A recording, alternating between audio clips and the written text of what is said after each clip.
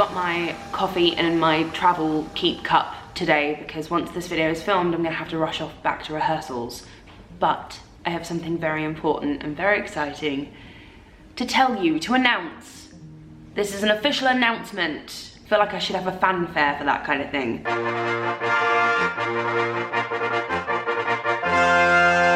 There has been something in the making for maybe 2 years now. I am writing my first children's novel, middle grade, which is ages 9 to 12, and it is inspired by the much loved classic Ballet Shoes by Noel Streatfeild. But the thing that gets me right in the feels, right in the center of my heart, is the fact that it's endorsed by Noel Streatfeild's estate. I have the official endorsement of the estate of the original author of Ballet Shoes. Now, I was late to the game with Ballet Shoes. I watched the BBC adaptation of Ballet Shoes in 2009 when that first came out. So 2009, how old would I have been? I would have been about 16, 17. It starred Victoria Wood and Emma Watson, and I loved it. I know a lot of people don't like it, but I really loved it. But it wasn't until a few years ago that I actually read the book for the first time. And part of me is actually really glad that I read it as an adult because it meant that I could fully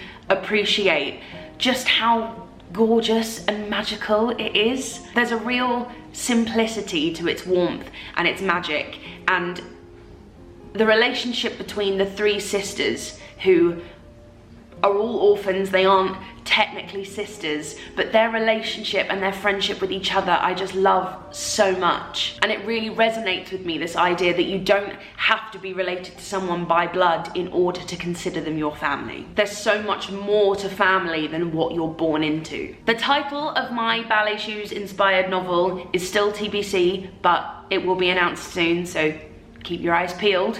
But the release date is September of this year, September 2020. Part of the fun of writing this novel so far has been finding the balance between keeping the magic of the original Ballet Shoes alive whilst giving it a modern, updated feel. So all I'm going to tell you about my story thus far is that it follows the tale of 3 adopted children who live in a rickety old theatre in London with their great aunt Maud. This is my first children's novel, and I'm so excited about it because I feel like there's a certain limitlessness to children's novels, because you can be as fun and imaginative and creative and out there and as far-fetched as you want, and your audience are gonna believe it because they still have that huge imagination. Children don't have to suspend disbelief like adults do. Adults question things when they're older and they go, well, that's not realistic, that would never happen. Whereas kids just go,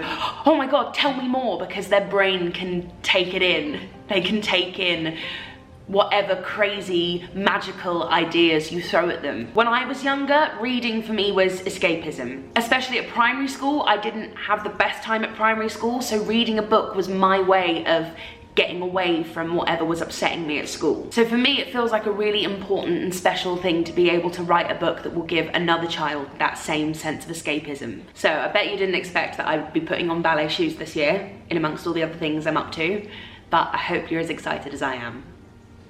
This feels really special. I know I'd probably say that about everything, but this in particular feels very exciting.